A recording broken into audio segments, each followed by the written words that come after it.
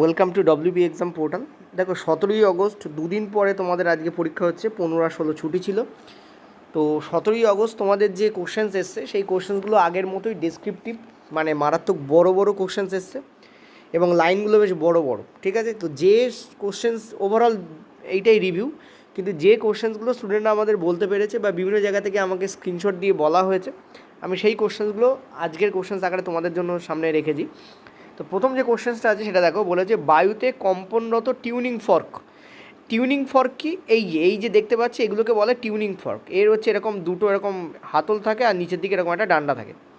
এই tuning fork হচ্ছে আগেকার দিনে কম্পাঙ্ক কোন সুরের, যেমন সা রে গা মা পা, এই যে সুর, এই সুরের কোনটার কম্পাঙ্ক কী সেটার জন্য এই টিউনিং ফর্ককে ব্যবহার করা হতো। টিউনিং মানে হচ্ছে গানের সময় যে টিউন করা হয় তার ওপর ফর্ক। ফর্ক কেন? এটাকে দেখতে চামচের মতো, চামচ ইংরেজি হচ্ছে ফর্ক, ওই জন্য টিউনিং করা চামচ বা টিউনিং ফর্ক বলা হয়। তো বায়ুতে কম্পনরত বলে, দেখো বায়ুতে যখন কম্পন হয় এবং সাধারণ শব্দ কম্পনের দ্বারা তরঙ্গ কী ধরনের হয়। দেখো শব্দ তরঙ্গ, প্রথম কথা হচ্ছে অনুদৈর্ঘ্য তরঙ্গ হয়। শব্দ তরঙ্গ অনুদৈর্ঘ্য কেন, একটু পরে তোমাদের একটা ভিডিও দেখাবো, তাতে বুঝতে পারবে। ঠিক আছে, শব্দ তরঙ্গ হচ্ছে অনুদৈর্ঘ্য তরঙ্গ হয়, আর শব্দ তরঙ্গ মেকানিক্যাল ওয়েভ হয়। মানে এই তরঙ্গ কোনো মাধ্যম ছাড়া বিস্তার লাভ করতে পারে না। যে তরঙ্গ বিস্তার লাভ করার জন্য মাধ্যমের দরকার হয় সেই তরঙ্গকে আমরা বলি যান্ত্রিক তরঙ্গ বা মেকানিক্যাল ওয়েভ। ঠিক আছে, যান্ত্রিক তরঙ্গ। তো কোন অপশানে দেখো লঙ্গিটিউডিনাল এবং যান্ত্রিক লেখা আছে, এই যে অনুদৈর্ঘ্য এবং যান্ত্রিক। ব্যাপারটা একটু বলি তোমাদের। এইটা হচ্ছে তোমাদের টিউনিং ফর্ক, দেখতে পাচ্ছ এই যে ছবিটা দেখতে পাচ্ছ, এটা হচ্ছে আমার টিউনিং ফর্ক। টিউনিং ফর্ক যখন দুটো আঘাত করবে তখন টিউনিং ফর্কের ডান্ডা দুটো এবং এদিক ওদিক করে, তার ফলে কী হয়, ওর লাগোয়া যে বাতাস বা বায়ুর অণুগুলো আগে ধাক্কা খায় এবং সেই অণুগুলো একবার এদিকে একবার ওদিক করে। দেখো একবার ডান দিকে যাচ্ছে একবার বাঁ দিকে যাচ্ছে, কিন্তু নিজের জায়গা থেকে স্থানান্তরিত হয় না। স্থানান্তরিত কোনটা হয়? এই যে ভাইব্রেশন তৈরি হলো বা কম্পন তৈরি হলো, সে কম্পনটা স্থানান্তরিত হচ্ছে, কিন্তু অণুগুলো স্থানান্তরিত হচ্ছে না। অণুগুলো রাইটে একবার লেফটে একবার এভাবে তোমাদের আন্দোলিত হতে থাকে বা অসিলেট করে। এই ধরনের কম্পনকে আমরা বলি অনুদৈর্ঘ্য তরঙ্গ। কেন? কারণ যেদিকে কম্পন যাচ্ছে, দেখো কম্পনটা আস্তে আস্তে চলে যাচ্ছে, এই গাঢ় বা ঘন অংশগুলোকে দেখো, কম্পনটা যেদিকে যাচ্ছে তার সাথে এই যে কণাগুলো অনুদৈর্ঘ্যের আকারে কাঁপছে, মানে সমান্তরালে কাঁপে। যেদিকে তরঙ্গ যাচ্ছে সেদিকে এবং তার পিছন দিকে এইভাবে অসিলেট করে বা ভাইব্রেট করে। এই জন্য এই ধরনের কম্পনকে আমরা বলি কি? আমরা বলি অনুদৈর্ঘ্য তরঙ্গ। কম্পনের ডাইরেকশানের দিকের সাথে যদি প্যারালালে কাঁপতে থাকে তখন তাকে আমরা বলি অনুদৈর্ঘ্য তরঙ্গ। আলোক তরঙ্গ অন্য ধরনের তরঙ্গ। আলোক তরঙ্গের ক্ষেত্রে কী হয়, সেটা আপ ডাউনে কাঁপে, তরঙ্গ যাচ্ছে যেদিকে তার সাথে আপ ডাউনে সেটা কাঁপতে থাকে বা লম্বভাবে কাঁপতে থাকে। এইটা হচ্ছে তোমাদের লম্ব তরঙ্গের উদাহরণ বা তোমাদের ট্রান্সভার্স ওয়েভের উদাহরণ। এখানে দেখতে পাচ্ছ কম্পন কিন্তু যাচ্ছে সামনের দিকে, কিন্তু এই যে হলুদ দুটো কোণা দেখে, এই কোণাগুলো কী হচ্ছে, আপ ডাউনে কাঁপছে, অর্থাৎ যেদিকে তরঙ্গ যাচ্ছে তার সাথে লম্বভাবে কম্পিত হচ্ছে। এই ধরনের কোণার কম্পনকে আমরা বলি ট্রান্সভার্স কম্পন এবং এই ওয়েভকে আমরা ট্রান্সভার্স ওয়েভ বলি। কিন্তু শব্দের ক্ষেত্রে এরকমটা হয় না, সেই জন্য শব্দকে আমরা অনুদৈর্ঘ্য তরঙ্গ বলে থাকি। শব্দের ক্ষেত্রে কী হয়, তরঙ্গ যেদিকে যাচ্ছে কণাগুলো তার সাথে আইদার রাইটে অথবা লেফটে কম্পিত হয়, অর্থাৎ তরঙ্গ যেদিকে যাচ্ছে তার সাথে সমান্তরালে কম্পিত হচ্ছে, কিন্তু এই জন্য একে অনুদৈর্ঘ্য তরঙ্গ বলা হয়। ঠিক আছে, কিন্তু যখন আমরা লম্ব তরঙ্গ বা তির্যক তরঙ্গের কথা বলছি, লম্ব বা তির্যক তরঙ্গের কথা বলছি বা অনুপ্রস্থ তরঙ্গের কথা বলছি, এটাকে অনুপ্রস্থ তরঙ্গও বলা হয়।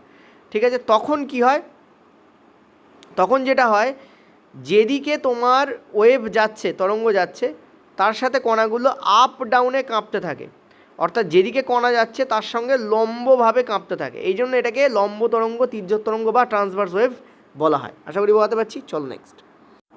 পরের প্রশ্ন বলছে গ্রিন হাউস গ্যাস দ্বারা প্রধানত কোন রশ্মি বা বিকিরণ শোষিত হয়।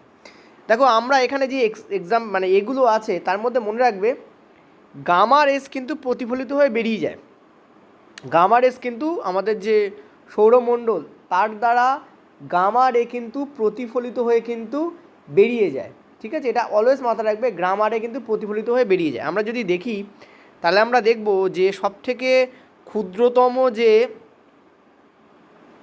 সবথেকে ক্ষুদ্রতম তোমাদের যে কম্পাঙ্ক, সবথেকে ক্ষুদ্রতম যে কম্পাঙ্ক সেটা কার হয়? সেটা হয় তোমাদের গামা রশ্মির। তারপর কার হয়? তারপর হয় এক্স রশ্মির। ঠিক আছে, তারপর কার হয়? তারপর হয় তোমাদের ভিজিবল, আলট্রাভায়োলেট, ইউভির। তারপর হয় তোমাদের ভিজিবল। ঠিক আছে, আলট্রাভায়োলেটের পরে কে থাকে? ভিজিবলের হয়। ভিজিবল খুব কম হয়। ভিজিবল মানে কি? যে আলোতে আমরা দেখতে পাই। তারপর কার হয়? আইআরের হয়। আইআর মানে ইনফ্রারেড। তারপর কার হয়? মাইক্রোওয়েভের হয়। তারপর কার হয়? রেডিও ওয়েভের হয়। ঠিক আছে, সো বুঝতেই পারছো শর্টার ওয়েভলেন্থ কার হয়? সব থেকে শর্টার ওয়েভলেন্থ কিন্তু তোমাদের হয় গামা রশ্মির। গামা রশ্মির ওয়েভলেন্থ সব থেকে শর্টার হয়। তারপর এক্স রে, তারপর ইউভি, তারপর ভিজিবল, তারপর ইনফ্রারেড, তারপর মাইক্রোওয়েভ, তারপর রেডিও ওয়েভ। দেখতে পাচ্ছ আমি সব থেকে ছোটো এখানে করে দিয়েছি, তারপর দেখো আস্তে আস্তে এটা প্রসারিত হচ্ছে। তার মানে ওয়েভলেন্থ অনুযায়ী রেডিও ওয়েভের ওয়েভলেন্থ সব থেকে বড়ো, আর সব থেকে ছোটো কার? গামার ওয়েভলেন্থ সব থেকে কিন্তু ছোটো হয়। পরের প্রশ্ন বলছে তড়িৎ বিশোধন প্রক্রিয়া সম্পর্কে নিচের কোন বক্তব্যটি সঠিক?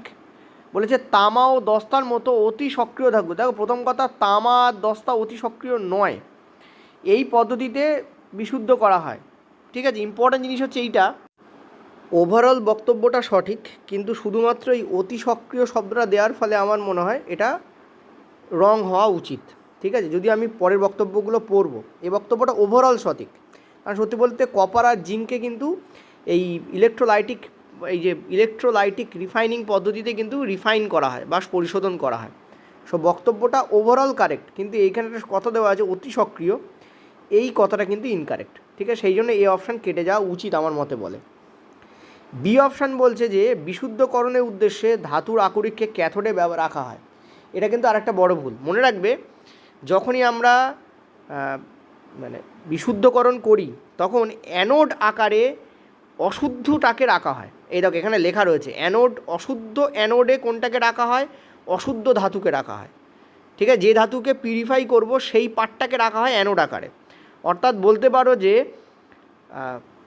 কি বলবো, ধাতব আকরিক যেটা, ধাতব আকরিক তাকে কোথায় রাখা হয়? অ্যানোডে রাখা হয়, এভাবেই বলো, এবং এটা অশুদ্ধ হয়। আর ক্যাথোডে ওই ধাতুরই বিশুদ্ধ ধাতুটাকে রাখা হয়, বিশুদ্ধ ধাতু। তার মানে আমরা যখন ইলেকট্রোলাইটিক রিফাইনিং করি তখন ওই ধাতুরই একটা অংশ যেটা অশুদ্ধ তাকে আমরা অ্যানোড আকারে ব্যবহার করি, আর ওই ধাতুরই বিশুদ্ধ পার্ট যাকে আমরা ক্যাথোড আকারে ব্যবহার করছি। আর এখানে কি থাকে? এখানে থাকে কোনো ওয়াটার সলিউবল সল্ট, যেমন এখানে কপার সালফেট সলিউশন ব্যবহার করা হচ্ছে, কারণ কপার সালফেট জলে দ্রবীভূত হয়।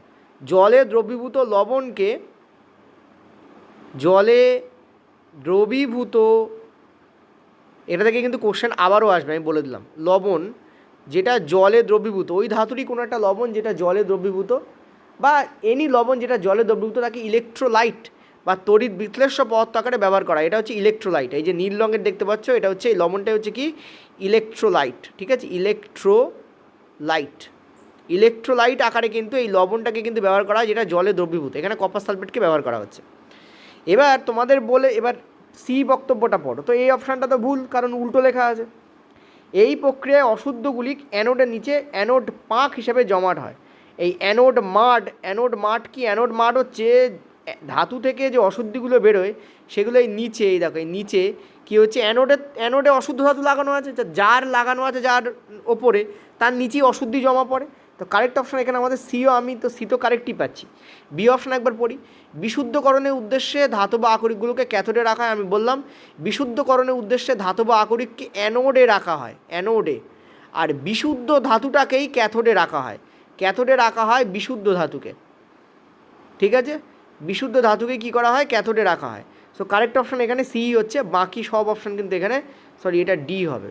এটা এই যেটা লাস্ট কাটলাম না, মাফ করো, এটা আমি তোমাদের একটু ঠিক করে দিই। এটা হচ্ছে তোমাদের ডি অপশান আছে। ঠিক আছে, মাফ করো, প্রিন্টিং মিস্টেক হয়েছে। এটা তোমাদের ডি অপশান আছে। ঠিক আছে, ডি অপশান। ওকে, তো ডি অপশানও কিন্তু এখানে কারেক্ট হবে না। ওকে, সো কারেক্ট আমাদের ডি অপশান কিন্তু এখানে কারেক্ট হবে না। তো কারেক্ট অপশান আমাদের কোনটা হবে? কারেক্ট অপশান আমাদের এখানে সি হবে। এই কটা জিনিস মাথা রাখবে। তিনটে জিনিসকে ব্যবহার করা হয় যখন ইলেকট্রোলাইটিক রিফাইনিং বা তড়িৎ বিশোধন প্রক্রিয়া ব্যবহার করা হচ্ছে।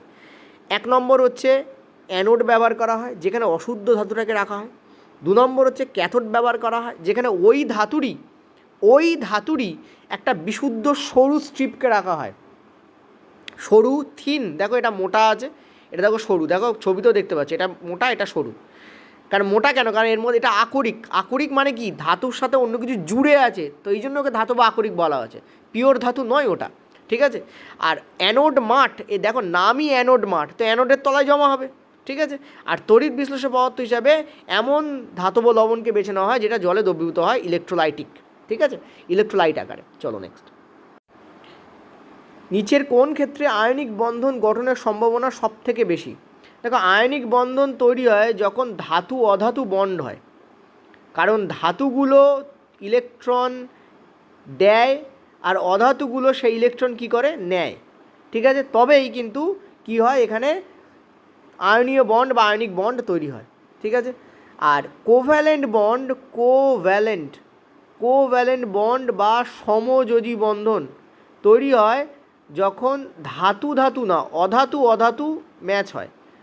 অধাতু যখন ম্যাচ হয়, অধাতু যেমন কি, যেমন হাইড্রোকার্বনগুলো, কার্বন আর হাইড্রোজেনের বন্ধন আছে, একবন্ধন হতে পারে, দ্বিবন্ধন হতে পারে, বা কার্বন হাইড্রোজেন বন্ধন হতে পারে, বা কার্বন বন্ধন হতে পারে, বা কার্বন হাইড্রোজেন বন্ধন হতে পারে। তখনই সেক্ষেত্রে কী হয়, বুঝতে পারছো, কার্বন মানে কি, কার্বন অধাতু, এ কার্বন অধাতু বন্ধন, কার্বন হাইড্রোজেন বন্ধন মানে অধাতু বন্ধন, তখনই একমাত্র কোভ্যালেন্ট বন্ড তৈরি হয়। তো ম্যাগনেসিয়াম এবং ক্লোরিন, অবশ্যই ম্যাগনেসিয়াম ধাতু, ক্লোরিন হচ্ছে অধাতু, তো এখানে আমরা আয়নিক বন্ধন দেখতে পাবো। কার্বন হাইড্রোজেনে দেখা যাবে না। আয়রন কপার, বুঝতেই পারছো, ধাতুতেও কিন্তু আয়নীয় বন্ড তৈরি হয়, কিন্তু সবথেকে বেশি সম্ভাবনা কোনটাতে আছে, এটাতে আছে, ঠিক আছে। তো এ অপশান কারেক্ট হবে, এটা অ্যান্সার ওই জন্য নয়। নাইট্রোজেন অক্সিজেন, বুঝতেই পারছো, অধাতু, সো এখানে সমযোজী বন্ধন তৈরি হবে, তো এটাতে অ্যান্সার নয়, তো এই অপশানই আমাদের এখানে কারেক্ট হবে, ঠিক আছে। বেসিক্যালি কী হয়, ম্যাগনেসিয়ামের যে অ্যাটমিক নাম্বার সেটা তোমরা জানো কত, 12। তো কী হয়, এর যে যোজ্যতা সেটা হয় তোমাদের 2+, কেন? কারণ 2, 8, 2 এই দুটো ইলেকট্রন ম্যাগনেসিয়াম কী করে, বর্জন করে। আর ক্লোরিনের অ্যাটমিক নাম্বার কত? ক্লোরিনের অ্যাটমিক নাম্বার হচ্ছে 17। সো ক্লোরিনের এ কি 2, 8, 7, তো ক্লোরিন কী করে, লাস্ট কক্ষপথে 7টা আছে, তো ক্লোরিনের একটা চাই, তো ক্লোরিন কী করে, এই দুটোর একটা নিয়ে নেয়। কিন্তু ম্যাগনেসিয়ামের তো আরও একটা আছে, ওই জন্য একটা ম্যাগনেসিয়াম দুটো ক্লোরিনকে স্যাটিসফাই করতে পারে, পয়েন্ট টু বি নোটেড।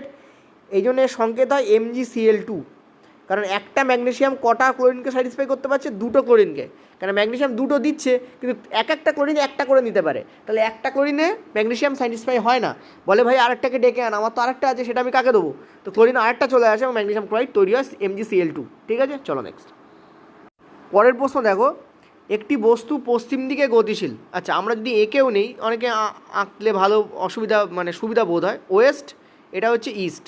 তো একটা বস্তু কোন দিকে গতিশীল, ক্লিয়ারলি বুঝতে পারছো, একটা বস্তু তোমাদের পশ্চিম দিকে গমন করছে, এই দিকে গমন করছে, পশ্চিম দিকে গতিশীল, okay. In that case a negative force is acting in which direction. দেখো যখনই কোনো বস্তু পশ্চিম দিকে গমন করবে, আর আমরা জানি বস্তু যেদিকে গতিমান, গতি যেদিকে আছে তার উল্টো দিকে যদি বল প্রয়োগ হয় তখনই তাকে আমরা নেগেটিভ ফোর্স বলি। বল যদি গতির দিকে প্রয়োগ হয় তখন তাকে আমরা পজিটিভ ফোর্স বলি। বল যদি গতির বিপরীতে প্রয়োগ হয় তখন তাকে নেগেটিভ ফোর্স বলি। তো গতি যদি ওয়েস্টের দিকে হয়, বল তাহলে কোন দিকে হবে, ইস্টের দিকে হবে। তো correct answer will B east. এবার যদি তোমাদের বলে, এই প্রশ্নকে আরও কী করে ঘুরিয়ে দেওয়া যেত, এখন যদি বলে গতি হচ্ছে তোমাদের ওয়েস্টের দিকে, ঠিক আছে, আর যদি বলে বলকে শূন্য হতে গেলে কোন দিকে প্রযুক্ত হতে হবে, বলকে শূন্য হতে গেলে আইদার তাকে নর্থে প্রযুক্ত হতে হবে অথবা তাকে সাউথে প্রযুক্ত হতে হবে। বুঝতে পারলে আশা করি, বল আইদার নর্থে প্রযুক্ত হবে অথবা বল সাউথে প্রযুক্ত হবে। বললো স্যার কেন? কারণ 90 ডিগ্রি যখনই গতি আর বলের মধ্যে, যখনই 90 ডিগ্রি, গতি মানে কি সরণ, এখানে গতি বলতে সরণ, তো সরণ আর বলের মধ্যে যখন কোণ হয় 90 ডিগ্রি, তখন সেখানে কি হয়ে যায়, আমরা জানি কার্য শূন্য হয়ে যায়। কার্য কী হবে, কার্য 0 হয়ে যাবে। তো যদি বলে কার্য 0 কখন হবে, যদি এরকম প্রশ্ন করতো না যে গতি হচ্ছে ওয়েস্টের দিকে, বল কোন দিকে প্রয়োগ করলে কার্য 0 হবে, তখন অ্যান্সার হবে কি তোমাদের, আইদার বল নর্থে প্রয়োগ হবে অথবা বল সাউথে প্রয়োগ হবে, কারণ এখানে দুটো ক্ষেত্রে 90 ডিগ্রি অ্যাঙ্গেল তৈরি হচ্ছে। ঠিক আছে, ক্লিয়ার হচ্ছে আশা করি। চলো নেক্সট। দেখো এখনকার ছাত্রদের একটা বক্তব্য হচ্ছে, ও স্যার বাংলা টিচাররা পড়াতে পারে না, হিন্দি টিচাররাই পড়াতে পারে কেবলমাত্র। এরকম একটা ব্যাপার আছে তোমাদের, আমি সেটা জানি ভালো করি, ঠিক আছে? কারণ তারা তো আলাদা রক্ত মাংস দিয়ে গড়া, তারা হচ্ছে মানে বলতে পারো যে মানে তারা আর কি আমাদের মতো রক্ত মাংসের মানুষ নয়, তারা আর কি দৈবিক রক্ত মাংসের মানুষ, ঠিক আছে? তো এরকম একটা তোমাদের ব্যাপার আছে। কালকে আমি ক্লাস দিয়েছিলাম, কালকে এবং সেখানে সায়ানো ব্যাকটেরিয়া কথাটাও উল্লেখ করেছি। সায়ানো ব্যাকটেরিয়া, ক্লাসটা দেখে নিও, সায়ানো ব্যাকটেরিয়া কথাটা উল্লেখ করেছি, কালকেই ক্লাস দিয়েছি। সেখানে সায়ানো ব্যাকটেরিয়া কথা উল্লেখ করেছি যখন আমি অ্যালগি শৈবাল কথাটা পড়াচ্ছি, শৈবাল যখন পড়াচ্ছিলাম তখন সেখানে সায়ানো ব্যাকটেরিয়া কথাটা আমি তোমাদের উল্লেখ করি। দেখো আজকে প্রশ্ন এখান থেকে এসছে, অ্যান্সার সায়ানো ব্যাকটেরিয়া, আমি বুঝতে পারছি বারবার চাচি বলছি মানে সেখান থেকে প্রশ্ন এসছে। এবং আমি পুরো চ্যাপ্টারটা বায়োলজিক্যাল ক্লাসিফিকেশান, যেটা তোমাদের ক্লাস 9-এ আগে তুলে দেওয়া হয়েছিল, যেটা নিউ এনসিইআরটিতে আবার এসছে, তার উপর বেস করেই প্রশ্নটা এসছে। কালকে আমি তোমাদের করিয়েছি, যে ক্লাস দেখেছে সে পেরেছে, ঠিক আছে? আমি সায়ানোব্যাকটেরিয়া প্রথমে লিখিনি, তারপরে আবার সায়ানোব্যাকটেরিয়ার কথাটা অ্যাড করে দিয়েছিলাম। তুমি একটি অনুবীক্ষণ যন্ত্রের সাহায্যে এমন একটি এককোষী জীব পর্যবেক্ষণ করলে যার পুরো কোষ প্রাচীর আছে এবং যা সালোক সংশ্লেষ করতে পারে। দেখো অ্যামিবা সালোক সংশ্লেষ করতে পারে না। অ্যামিবাকে কার মধ্যে রাখা হয়? প্রোটিস্টের আন্ডারে রাখা হয়। প্যারামেসিয়াম প্রোটিস্টের আন্ডারে থাকে, কারণ প্যারামেসিয়াম এগুলো সব কি পরজীবী, মানে পরভোজী, এটা খাদ্য তৈরি করতে পারে না। ইউগ্লিনা আমরা জানি খাদ্য তৈরি করতে পারে না। তাহলে অ্যান্সার কোনটা হবে? Cyano bacteria will be the correct answer here. আচ্ছা, আর একটা জিনিস আমি তোমাদের বলি, এইখানে আমি যে শৈবাল লিখেছি তার মানে বেসিক্যালি এরা কিন্তু শৈবাল নয়, এরা কিন্তু অ্যাকচুয়ালি ব্যাকটেরিয়া, এটা মনে রাখবে। শৈবাল লিখলাম কেন? এদেরকে বলা হয় নীলাভ সবুজ শৈবাল, ব্লু গ্রিন অ্যালগি বলে ডাকা হয় এদেরকে। এরা কিন্তু আদপে শৈবাল নয়, এরা আদপে ব্যাকটেরিয়া। মনেরার কালকে আমি যে এক্সাম্পল দিয়েছি তার নিচে দেখো লিখেও দিয়েছিলাম এরা সালোক সংশ্লেষ করতে পারে। এরা মনেরার আন্ডারে পড়ে। এদেরকে বলা হয় ব্লু গ্রিন অ্যালগি। এখানে লেখা আছে ব্লু গ্রিন অ্যালগি, লেখা নেই, আমি কালকে তোমাদের করানোর সময় বলেছিলাম ব্লু গ্রিন অ্যালগি, ঠিক আছে? ব্লু গ্রিন অ্যালগি, এই অ্যালগি মানেই শৈবাল। এদেরকে না ডাকা হয় এই নামে, কিন্তু আদৌ এটা শৈবাল নয়, কিন্তু এরা কিন্তু ব্যাকটেরিয়া, ঠিক আছে? তো এরা হচ্ছে ancient, one of the most ancient organism, সবথেকে প্রাচীনতম অর্গানিজমগুলোর মধ্যে একটা, যারা এই সালোক সংশ্লেষ প্রথম করতে পেরেছিল। এবং 2.5 বিলিয়ন বছর আগে থেকে এরা সালোক সংশ্লেষ করছে, ঠিক আছে? আশা করি বোঝাতে পারছি। এরা কিন্তু ব্যাকটেরিয়া, এবং এই ব্যাকটেরিয়া হওয়ার কারণে এরা কিন্তু মোনেরার আন্ডারে থাকে, এবং এরা প্রিমিটিভ। মোনেরার আন্ডারে যারা থাকে জানো, এরা কিন্তু কি অবশ্যই বুঝতে পারছো, এটা প্রোক্যারিওটিক সেল, প্রোক্যারিওটিক, ঠিক আছে? এটা কিন্তু প্রোক্যারিওটিক, এটা মনে রাখবে, ঠিক আছে? যাই হোক, তো অ্যান্সার আমাদের কী হবে? Cyano bacteria. কোন ক্লাসটার কথা বলছি? এই ক্লাসটার কথা বলছি। এই ক্লাসে আমি যখন মোনেরা তোমাদের ডিসকাস করছিলাম সেই সময় কিন্তু আমি তোমাদের বলে দিয়েছিলাম যে ব্লু গ্রিন অ্যালগি, যেটাকে সায়ানো ব্যাকটেরিয়া বলা হয়, তারা কিন্তু তোমাদের কি এই মোনেরার আন্ডারে পড়ে, এবং তলায় লিখেও দিয়েছিলাম যে সালোক সংশ্লেষ করে। দেখো তারপর আজকে প্রশ্ন এসছে, তো ক্লাস দেখতে হয়, সবচেয়ে বড় কথা। এই ক্লাসটা প্লিজ দয়া করে যারা পরবর্তীকালে ক্লাস দেখো, একটা কোশ্চেন পড়ছে কি দুটো কোশ্চেন পড়ছে ঠিকই কথা, কিন্তু যারা দেখবে না তারা কিন্তু আমি বলবো অবস্থা খারাপ হবে কিন্তু, ঠিক আছে? ওই জন্য দয়া করে দেখে নাও, মানে নেই মামার থেকে কানা মামা ভালো। এই ক্লাসে আমি যে ডিসকাস করছি মোটামুটি তার উপরেই কোশ্চেন আসার চান্স সব থেকে বেশি, ঠিক আছে? এবং এখানে এমসিকিউ করানো হয়, শুধু চ্যাপ্টার নয়, এমসিকিউ দিয়েছিলাম আমি। 2 ঘন্টার বেশি ক্লাস আছে এই ক্লাসটা, কালকেই করিয়েছি আমি। কোথায় পাবে লিঙ্ক? এই ভিডিও ডেসক্রিপশান বক্সে দেখো একটা প্লেলিস্ট দেওয়া আছে, প্রথমেই একদম প্রথম যে প্লেলিস্ট, তাতে এই ক্লাসটা অ্যাটাচ করা আছে, ঠিক আছে? চলো পরের প্রশ্ন, এটাও দুর্দান্ত কোশ্চেন্স, এটা গোলাপে এমন কোশ্চেন্স বলেছে, মানুষের কানে স্পষ্ট প্রতিধ্বনি শোনার জন্য মূল শব্দ এবং প্রতিফলিত শব্দের মধ্যে ন্যূনতম কত সময়ের ব্যবধান থাকতে হবে? মানে কি, এই মানুষটা দেখো শব্দ তৈরি করছে, তাহলে মানুষটা শব্দ তৈরি করছে, সেই শব্দ যাচ্ছে এবং রিফ্লেক্ট ব্যাক করে ফিরে আসছে, মানে এক্স থেকে ওয়াই, আবার ওয়াই থেকে এক্স ব্যাক করছে, ঠিক আছে? আচ্ছা, এটা দিয়ে যদি রেল ঘুরিয়ে প্রশ্ন দেয় যে একজন মানুষ প্রতিধ্বনি শুনতে পেল, তাহলে শব্দের স্মরণ কী হলো? ধরো এই কোশ্চেন্সটা দিল, তোমাদের অ্যান্সার কী হবে দেখি, একটু কমেন্ট করো দেখি একটুখানি। ধরো এই কোশ্চেন্সটা রেল দিল কালকে, রেল তো ব্যাপক ঘুরিয়ে কোশ্চেন্স করছে, চলো আমি একটু রেলের ওপরে উঠি। একটা কোশ্চেন্স ধরো রেল করেছে যে একজন মানুষ তার কানে প্রতিধ্বনি শুনতে পেল, এক্ষেত্রে শব্দের স্মরণ কী হলো? Point to be noted. আমি কি বলেছি ভালো করে শুনবে, আমি বলেছি স্মরণ কী হলো। চলো দেখি এই কোশ্চেন্সটা করার মধ্যে কে কে উত্তর দিতে পারে, দেখি আমি কোশ্চেন্সটা আলোচনা করি, তারপর চিন্তা করো, বা চলো এই ভিডিওটার মধ্যে আমি তোমাদের বলে দিচ্ছি। আচ্ছা চলো এখানেই বলে দিচ্ছি। তো শব্দ কানে স্পষ্ট প্রতিধ্বনি শোনার জন্য মূল শব্দ, এই যে মূল শব্দ বেরোচ্ছে, আর শব্দ দেখো এই প্রতিধ্বনি শুনে ব্যাক করে ব্যাক আসছে। এটার জন্য তোমাদের ন্যূনতম যে সময় দরকার সেটা হচ্ছে 0.1 সেকেন্ড দরকার হয়। দেখো শব্দের বেগ আমরা জানি বাতাসে শব্দের বেগ 340 মিটার পার সেকেন্ড হয়। তাহলে তুমি বলো 1 সেকেন্ডে ও যাচ্ছে 340 মিটার, ঠিক আছে, এটা কত সেকেন্ডে যাচ্ছে? 1 সেকেন্ডে যাচ্ছে। তাহলে 0.1 সেকেন্ডে কতটা যাবে? 34 মিটার যাবে। 34.1 সেকেন্ডে কতটা যাবে? আশা করি বোঝাতে পারছি, 34 মিটার যাবে। তার মানে এই যে ডিস্ট্যান্সটা, মানে ডি ডিস্ট্যান্স ভালো করে বুঝবে, খুব ইম্পর্টেন্ট কিন্তু।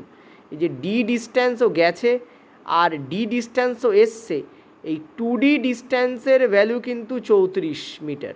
শুধু একটা এক্স ওয়াইয়ের ডিস্ট্যান্স মানে ডি এর ভ্যালু 34 নয়, গেল আর এলো এই টোটাল ডিস্ট্যান্সটা হচ্ছে 34। তাহলে ডি এর ভ্যালু কত হবে? 17। তো মনে রাখবে ন্যূনতম যে দূরত্ব, ডিস্ট্যান্স, ন্যূনতম যে দূরত্ব সাউন্ডকে পেরোতে হয় প্রতিধ্বনি শোনানোর জন্য, সেটা হচ্ছে মানে যিনি বক্তা মানে যে প্রতিধ্বনি করছে আর প্রতিফলকের মধ্যে ন্যূনতম ডিস্ট্যান্স কত হবে? 17। প্রতিফলক আর সোর্স অফ সাউন্ডের উৎস, শব্দ উৎসকে এই মানুষের চিন্তা করছে মানে এই শব্দের উৎস, আর প্রতিফলককে এই যে পাহাড়ের গা হচ্ছে প্রতিফলক, এদের মধ্যে ডিস্ট্যান্স কত হতে হবে? 17 মিটার। তাহলে টোটাল কত মিটার সাউন্ড অতিক্রম করবে? একবার যাবে আর আসবে 34 মিটার শব্দ অতিক্রম করবে। কিন্তু আমি এখানে স্মরণ জিজ্ঞাসা করেছিলাম, দেখো শব্দ যাচ্ছে আর আসছে মানে এক্স থেকে বেরোচ্ছে এক্সেই ফিরে আসছে, তো স্মরণ কিন্তু 0 হবে। স্মরণ 0, দূরত্ব 34, একক দূরত্ব 17। তাহলে প্রতিফলক এবং শ্রোতার মধ্যে যদি প্রশ্ন হয় শ্রোতা এবং প্রতিফলকের মধ্যে দূরত্ব কতটা হবে? 17 মিটার। যদি প্রশ্ন হয় উৎস আর প্রতিফলকের মধ্যে দূরত্ব কতটা হবে? উত্তর হবে সেম 17 মিটার। এই দুটোর জিনিস মাথা রাখবে। 1 নম্বর 2 নম্বর এই দুটো ফ্যাক্ট লিখে দিলাম। আর এখানে আমি একটু মানে মাথায় একটা পোকা নড়লো, ভাবলাম পোকাটা তোমাদের সামনেও প্রেজেন্ট করে দিই। অ্যান্সার কী হবে? কেন? কারণ স্মরণ তো 0 হবে, এক্সে উৎপন্ন এক্সই ফিরে আসছে, স্মরণ 0। ঠিক আছে, চলো নেক্সট। পরের প্রশ্ন দেখো, পরের প্রশ্ন কী বলেছে? বলেছে একটি যদি অবতল দর্পণে অনেক দিন পরে একটা ভালো নিউমেরিক্যালস তোমাদের রেলে পড়লো, তার মানে রেলে কি পরের থেকে আলোর নিউমেরিক্যালস দেবে? দেখে কিন্তু মনে হচ্ছে আমার, কারণ এই প্রশ্নটা কিন্তু খুব যে বাচ্চা টাইপের প্রশ্ন তা কিন্তু নয়। এতদিন ধরে বাচ্চা টাইপের প্রশ্ন করছিল, এটা 1/v + 1/u = 1/a বসে দিলে হয়ে যাচ্ছিলো, কিন্তু এটা কিন্তু বাচ্চাদের কোশ্চেন্স নয়, এটা একটু বড়োদের কোশ্চেন্স হয়ে গেছে। যদি অবতল দর্পণে কোনো মানুষ এই 2022-এর লেভেলের কোশ্চেন্স পায়, যদিও 2022-এ যা লেভেলের কোশ্চেন্স পড়েছিল আলোর, সে মানে কি নিট লেভেলের কোশ্চেন্স পড়েছিল। যদি অবতল দর্পণে কোনো বস্তুর প্রতিবিম্বকে 3 গুণ বিবর্ধিত করা হয়, অবতল দর্পণে কোনো বস্তুর প্রতিবিম্বকে কি বলছে? 3 গুণ বিবর্ধিত করা হয়। ঠিক আছে, মানে 3 গুণ বিবর্ধিত করার অর্থ কি? মানে ম্যাগনিফিকেশান আমাদের কত বলছে?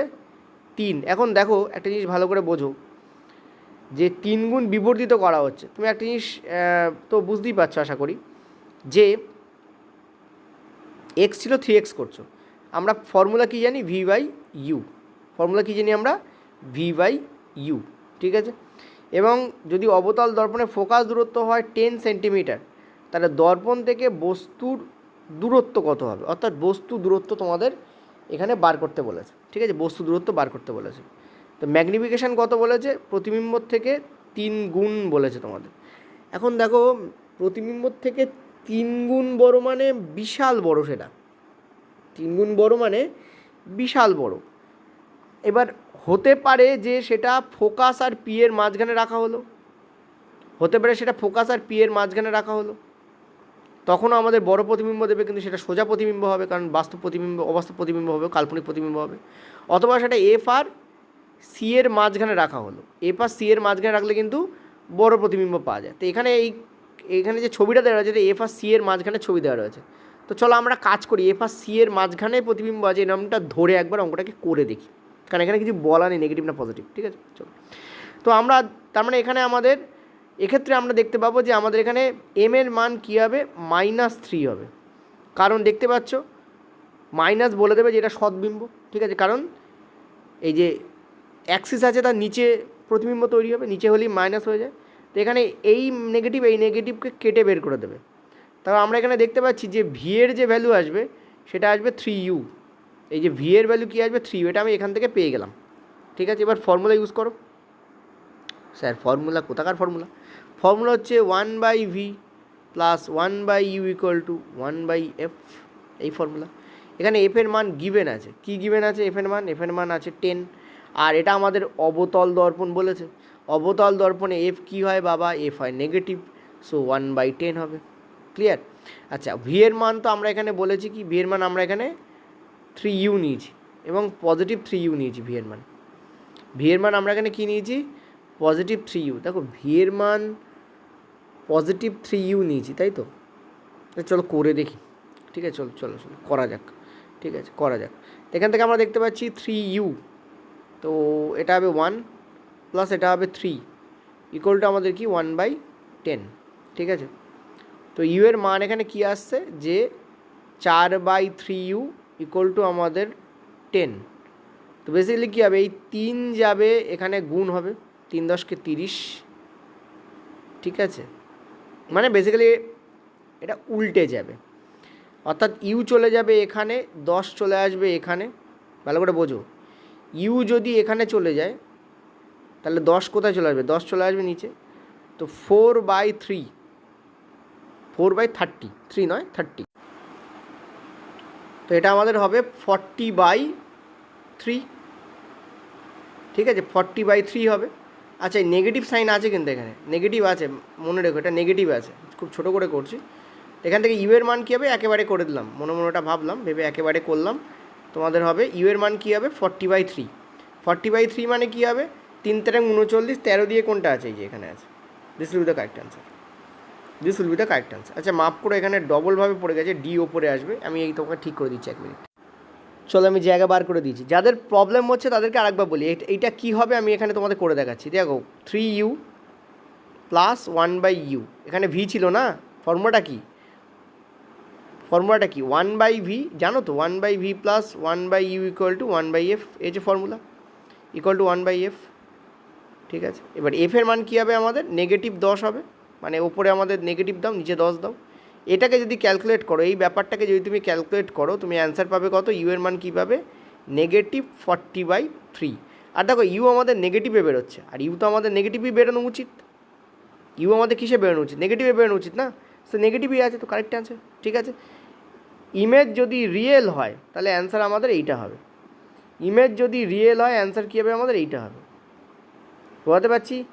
ইমেজ যদি রিয়েল হয় অ্যান্সার আমাদের এইটা ভেবে। যে ইমেজ রিয়েল, এই কথাটা কি লেখা ছিল সেটা আমার জানা নেই। আচ্ছা, একটা কাজ করি চলো।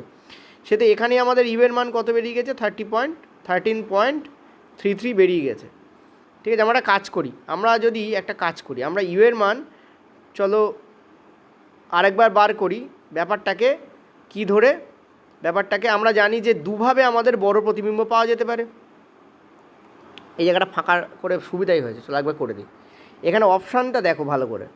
যদি রিয়েল হয় তাহলে এই ক্ষেত্রে আমাদের রিয়েল ভ্যালু পাচ্ছি আমরা, এই ক্ষেত্রে আমরা রিয়েল ভ্যালু পাচ্ছি, তাই না? রিয়েল কেন? বলবে স্যার রিয়েল কেন? রিয়েল ইমেজ তৈরি হচ্ছে কারণ নেগেটিভে ধরেছি আমরা। ম্যাগনিফিকেশান কী ধরেছি? নেগেটিভ ধরেছি না? ভালো করে বোঝো, ম্যাগনিফিকেশান আমরা কী ধরেছি? নেগেটিভ ধরেছি। ক্লিয়ার হয়েছে? ম্যাগনিফিকেশান আমরা কী ধরেছি? নেগেটিভ ধরেছি। ওকে, এবার আমরা একটা কাজ করি চলো। সেটা হচ্ছে আমরা ব্যাপারটাকে একবার ভার্চুয়াল ধরে করি। যদি আমরা ব্যাপারটাকে ভার্চুয়াল ধরে করি তাহলে কী হবে দেখো। তাহলে যেটা হবে, এই ফর্মুলাই অ্যাপ্লাই হবে। সেক্ষেত্রে আমাদের ভি এর মান তো পজিটিভে আসবে। দেখো এই রকম যদি আমরা ধরে নেই, যে আগের যেটা বললাম, আমরা যদি এই পোর্শনটাকে আমরা যদি রিয়েল ধরে নিই, ঠিক আছে, তাহলে এইটাকে আমরা কি ধরবো? ভার্চুয়াল ধরবো, অর্থাৎ অসৎ প্রতিবিম্বের জন্য ধরবো। যদি এটাকে আমরা অসৎ প্রতিবিম্বের জন্য ধরি তাহলে এম আমাদের কিন্তু কি হবে? +3 ধরে নেবো। এখানে যেমন এম এর মান -3 ধরেছিলাম, এখানে এম এর মান +3 ধরে নেবো। আর সেইটা ইকুয়াল টু কী হবে? -v/u হবে। এই মাইনাসটা কিন্তু সূত্রের মাইনাস। ঠিক আছে, এখান থেকে আমরা দেখতে পাচ্ছি যে এটা যদি এইরকম হয় তাহলে এটা কী হবে? -3u ইকুয়াল টু আমাদের ভি হয়ে যাবে। এখান থেকে আমরা কী দেখতে পাবো? এই মাইনাস এই প্লাসকে ক্যান্সেল করে মাইনাস করবে, আর এই ইউ এর সঙ্গে গুণ হয়ে কী হয়ে যাবে? -3u হয়ে যাবে। তার মানে তখন আমরা ভি এর মান এখানে -1/3u বসাবো, +1/u ইকুয়াল টু আমাদের কী হবে? -1/10 10 হবে, এটা আমাদের হবে তখন ক্যালকুলেশন। এখান থেকে আমরা দেখতে পাচ্ছি 3u তো থাকবে, কিন্তু এটা নেগেটিভ হবে, আর এটা হয়ে যাবে তোমাদের 3 হবে, এটা হয়ে যাবে তোমাদের পজিটিভ। এক মিনিট, ইয়াস, এটা হয়ে যাবে তোমাদের পজিটিভ। এটা ইকুয়াল টু কী হবে, -1/10 আসবে। তার মানে এখানে দেখো 2/3u ইকুয়াল টু কী হচ্ছে 1/10 এবং নেগেটিভে আছে, ঠিক আছে। সো এই ইউ ওপরে বসবে, ওদিকে তোমাদের 20 হবে, তো 20 তোমাদের কী হবে 3 ইকুয়াল টু এখানে কী হবে ইউ, এবং এটাও নেগেটিভে আসছে, তখন ইউ এর মান কী আসবে 6.67 সেন্টিমিটার, এবং এটা নেগেটিভে আসছে ইউ। তাহলে আমরা বলতে পারি এখানে দুটো অপশানই কারেক্ট। অতএব এই প্রশ্নটা এরকম ছিল না, এই প্রশ্নটা তোমাদের অ্যাকচুয়ালি দেওয়া ছিল আইদার সৎ অথবা অসৎ, দুটো প্রতিবিম্বের কোনো একটা তোমাদের এখানে গিভেন ছিল, ঠিক আছে। দুটো প্রতিবিম্বের কোনো একটা গিভেন না থাকলে কিন্তু তোমাদের হবে না, ঠিক আছে। তো এখানে তোমাদের গিভেন থাকতে হবে যে অবতল দর্পণে কোন প্রতিবিম্ব, এইখানে তোমাদের লেখা থাকতে হবে অসৎ প্রতিবিম্ব নাকি সৎ, তবে দুটোর মধ্যে যে কোনো একটা অ্যান্সার কারেক্ট হবে। যদি ভার্চুয়াল হয় তাহলে এটাও কারেক্ট হচ্ছে, যদি রিয়েল হয় তাহলে এটাও কারেক্ট হচ্ছে। আমি তোমাদের অঙ্ক করেই তোমাদের পরিষ্কার বলে দিলাম, ঠিক আছে। এবার কী ছিল তার উপর বেস করে তোমাদের অ্যান্সার আসবে। ওকে, চলো একটু স্পিডে এগোনো যাক। Which of the following substances is transported in the plant through the xylem টিস্যুর মাধ্যমে কী ছিল, এখানে আমার মনে হয় প্রশ্ন এরকম ছিল, আমি যতদূর জানি প্রশ্ন এরকম ছিল জল ও খাদ্য, তারপরে প্রশ্নটা ছিল জল ও জলে দ্রবীভূত খনিজ লবণ, এরকম কোনো অপশান ছিল। তো অ্যান্সার কিন্তু তখন হবে জল ও খনিজ লবণ, ঠিক আছে। জল ও খাদ্য কিন্তু অ্যান্সার হবে না, অনেকে জল থেকে উত্তর করে দেয়, জল ও খাদ্য অ্যান্সার হবে না, জল ও জলে দ্রবীভূত খনিজ লবণই উত্তর হবে। যদি থাকে জল ও জলে অদ্রাব্য খনিজ তাহলেও ভুল হবে, জল ও জলে অদ্রাব্য খনিজ অ্যান্সার হবে না, কিন্তু মনে রাখবে যদি প্রশ্নে থাকে জল ও জলে অদ্রাব্য, কারণ রেল কীভাবে ফাঁসাচ্ছে সেটা তোমাকে বুঝতে হবে, জলে অদ্রাব্য খনিজ তখন কিন্তু অ্যান্সার হবে না। জলে অদ্রাব্য খনিজ কি গাছ কি হাতে করে নিয়ে মুখে তুলবে নাকি, জলে দ্রাব্য থাকে বলেই সেগুলো জল দ্বারা কোথায় পৌঁছায়, পাতায় পৌঁছায়। সো জলে অদ্রাব্য খনিজ অ্যান্সার হবে না, জল এবং জলে দ্রাব্য খনিজ ক্যান বি দ্য অ্যান্সার। এই খনিজ কিন্তু দ্রাব্য হতে হবে, সলিউবেল হতে হবে, ঠিক আছে। চলো নেক্সট। দেখো প্রশ্ন যদি আলোচনা করে পড়াই তাহলে একটা প্রশ্নে 5 মিনিট লেগে যায়, যেমন আগের বার করলাম, এবং প্রত্যেকটা প্রশ্ন আমি করছি। এই প্রশ্নগুলো একটু তাড়াতাড়ি বলি। একজন ব্যক্তি 5 কিলোমিটার পূর্ব দিকে হাঁটলেন এবং ঘুরে 5 কিলোমিটার গেছে বেটা, ঠিক আছে, 5 কিলোমিটার গেছে বেটা এখান থেকে, তারপর ঘুরে কী করছে 12 কিলোমিটার এখানে এসে থামছে, এটা টোটালটা 12 কিলোমিটার, কিন্তু যাত্রা শুরু করেছিল এখান থেকে এইটুকু ডিস্টেন্সই মাপা হবে, তাহলে 12 আর 5 7, ঠিক আছে। তার স্মরণ কতটা হয়েছে নির্ঘাত জিজ্ঞেস করেছে, স্মরণ হবে 7 কিলোমিটার, কোন দিকে, ওয়েস্টের দিকে, this will the correct answer. চলো নেক্সট। পরের প্রশ্ন, বালি এবং আয়োডিনের মিশ্রণকে উত্তপ্ত করা হলো, কোন প্রক্রিয়ার মাধ্যমে বিশুদ্ধ কঠিন আয়োডিন পুনরুদ্ধার করা সম্ভব। দেখো যখনই তুমি আয়োডিন, ধরো এই বালি আছে এবং আয়োডিন আছে, একে যখন তুমি তাপ দেবে, কী দিচ্ছ এখানে, হিট দিচ্ছ, তাপ দিচ্ছ, যেই তুমি তাপ দেবে তখন সময় কী হবে, আয়োডিনের যেহেতু বালির থেকে অনেক কম এর তোমাদের কী বলে স্ফুটনাঙ্ক, ঠিক আছে। সো কী হবে, আয়োডিন কী হবে, তরলে কনভার্ট হবে না। মনে রাখবে আয়োডিন কিন্তু তরলে কনভার্ট হয় না। আয়োডিনকে তাপ দিলে ধরো কঠিন আয়োডিন আছে, কঠিন আয়োডিনকে তাপ দিলে সেটা কিন্তু তরলে কনভার্ট হবে না, সেটা কিসে কনভার্ট হয়ে যাবে, সরাসরি বাষ্পে কনভার্ট হয়। আর যখন কোনো কঠিন সরাসরি বাষ্পে কনভার্ট হয়ে যায় তাকে আমরা বলি, এই পুরো প্রসেসটাকে আমরা বলি ঊর্ধ্বপাতন। আমরা কি বলি, আমরা একে বলি ঊর্ধ্বপাতন বা সাবলিমেশন, ঠিক আছে। এবং এই বাষ্প যেটা আছে একে যদি তুমি চাপ দাও আর এর যদি টেম্পারেচার কমাও, তাহলে এই বাষ্প কিন্তু পুনরায় কিসে কনভার্ট হয়ে যায়, তরলে কনভার্ট না হয়ে কঠিনে কনভার্ট হয়ে যায়। এই ঘটনাকে কঠিন থেকে বাষ্প, বাষ্প থেকে ডাইরেক্ট কঠিন, তরলের যে স্টেপ আছে সেই স্টেপটাকে কী করছে, ও ক্যান্সেল আউট করে দিচ্ছে, স্কিপ করে যাচ্ছে, এইটাকে আমরা বলি ঊর্ধ্বপতন বা সাবলিমেশন। তো যখনই তুমি একে বাষ্পীভূত করছো, এর যদি তুমি একে ঠান্ডা করতে পারো কোনোভাবে এবং চাপ যদি তুমি কমিয়ে দিতে পারো, তাহলে কী হবে, এই যে বাষ্প সেটা কিসে কনভার্ট হয়ে যাবে, আবার কঠিন আয়োডিনে কনভার্ট হয়ে যায়, ঠিক আছে। তার জন্য এখানে ব্যবহার করা হয় শীতক বা কুলেন্টকে ব্যবহার করা হয়, ঠিক আছে। এটাকে আমরা কি বলি, ঊর্ধ্বপাতন আমরা এখানে বলি। ওকে নেক্সট চলো। আচ্ছা আরেকটা জিনিস মনে রাখবে, কর্পূরকেও কিন্তু একই পদ্ধতিতে করা হয়। কালকে কর্পূর যদি পড়ে তাও একই পদ্ধতিতে হবে। যদি সলিড CO2 থাকে, যাকে আমরা শুকনো বরফ বলি, সেটাও একইভাবে হয়। কিন্তু সলিড CO2কে তাপ দিলে সেটা গ্যাসীয় CO2তে কনভার্ট হয়ে যায়, আবার তাপ সরালে এবং চাপ বাড়ালে সেটা পুনরায় আবার সলিড CO2তে কনভার্ট হয়ে যায়। মনে রাখবে তাপ সরাতে হবে, কমাতে হবে, এবং চাপ বাড়াতে হবে।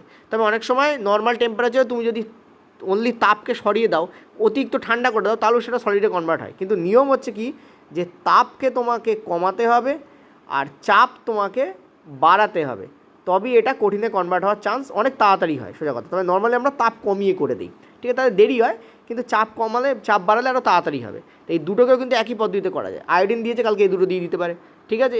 বিশেষ করে তোমাদের রেলের যে নিউ এনসিইআরটি, তাতে কর্পূরটাই দেওয়া আছে, ক্যাম্ফারের সাবলিমেশন দেওয়া আছে, ঠিক আছে। চলো নেক্সট, পরের প্রশ্ন, কোন ব্রাঞ্চের মাধ্যমে যে এর যে এক্সট্রাকশনকে স্টাডি করায়, ধাতু নিষ্কর্ষণ এবং তাদের গুণাবলীর অধ্যয়ন করায় কোন পদ্ধতিতে, একে বলা হয় ধাতু কর্মবিজ্ঞান বা মেটালার্জি বলা হয়। এটা মনে রাখবে, এটাকে কী বলে, এটাকে বলা হয় মেটালার্জি, ঠিক আছে, ধাতু বিজ্ঞানই বলা হয় বিশেষ করে। চলো নেক্সট, বলছে আয়রন এবং কপার সালফেট দ্রবণের যে বিক্রিয়া হয়, আমরা জানি এটা হচ্ছে প্রতিস্থাপন বিক্রিয়া হয়, আমরা সবাই জানি প্রতিস্থাপন বিক্রিয়া হয়, এবং আয়রন হচ্ছে কপারের থেকে বেশি রিয়াক্টিভ। সুতরাং আয়রন কী করে, কপারকে তার সালফেটের ঘর থেকে কী করে দেয়, দূর করে দেয়, দিয়ে নিজে ওই জায়গা কী করে, দখল করে নেয়, ঠিক আছে। এবং কপার কী হয়, লাস্টে একা পড়ে থাকে, এবং সেই কপারটাই এই আয়রন নেলের গায়ে আটকে থাকে, এবং নেলটাকে কী করে দেয়, একটু তোমাদের বাদামি কালারের করে দেয়, ঠিক আছে, মানে বাদামি নয়, সরি, মানে গোল্ডেন ব্রাউন কালারের করে দেয়, ওই বাদামি বলতে পারো। তো কী হবে, red in brown coating form in the iron, এটাই অ্যান্সার হবে, ঠিক আছে। সাদা অধক্ষেপ, এটা কোনো অধক্ষেপণ বিক্রিয়াই নয়, কারণ এটা প্রতিস্থাপন বিক্রিয়া, নট ডি প্রতিস্থাপন। এখানে কী হয়, ধাতুকে তার ঘর থেকে বের করে দেওয়া হয়, কারণ ferrous is more reactive than copper, রিয়াক্টিভিটির জন্য এই ঘটনাটা ঘটে, ঠিক আছে। চলো নেক্সট, আচ্ছা আর একটা জিনিস এখানে বলে দিই, বিক্রিয়া শুরুতে এই যে দ্রবণটা, এই দ্রবণের বর্ণ কিন্তু তোমাদের কেমন থাকে, গ্রিন কালারের থাকে, কেমন থাকে তোমাদের, সরি গ্রিন নয়, ব্লু কালারের থাকে, ব্লু, ঠিক আছে।